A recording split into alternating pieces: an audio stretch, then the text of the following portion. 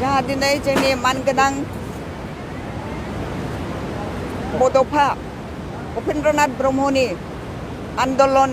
जुरिनायनि जाउनाव जोङो जे ओनसोलखौ बड'लेण्ड हिसाबै लुबैदोंमोन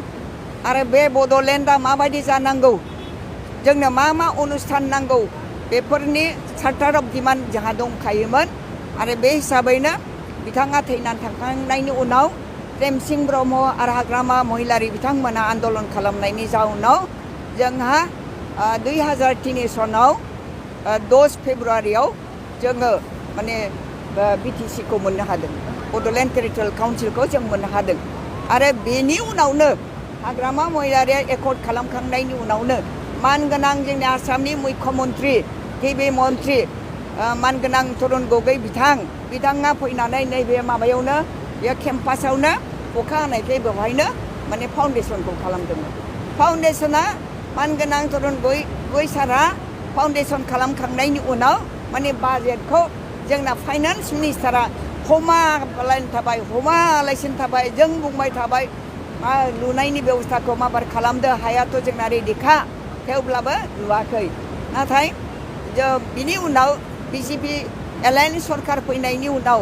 जोंनि सिगांनि गिबि मन्त्रि मानगोनां सर्बानन्द सन'वाल बिथांनि आखाइजों आरोबाव बे सरकाराव माने फाउन्डेसनखौ खालामफिननाय जादों आरोखि बिनि उनाव दाना न'खौ लुबाय बिल्डिंखौ लुबाय खिन्थु इनफ्रास्ट्राक्चारखौथ' सृष्टि खालामनांगौ आसबाब माने मेसिन लाइ लथरफोरखौ बायनानै हरनांगौ आरो बेखौ सालायनो थाखाय डाक्टारि खालामनो थाखाय जोंनि गथ'फोरखौ यां जेनेरेसनखौ डाक्टार बानायनो थाखाय एक्सपार्टफोर नांगौ बे एक्सपार्टफोरखौ एपइन्टमेन्ट हरालासिनो बे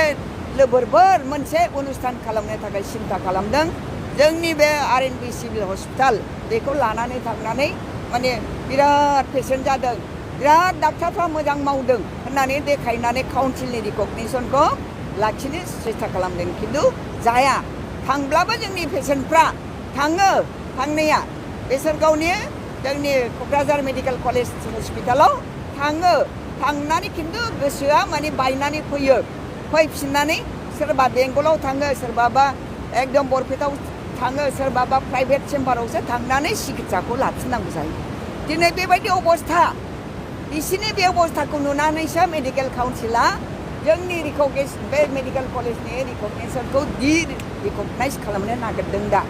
नङा बे भावनासो जे बेखौ लाङाबालायनो मेडिकेल कलेजाव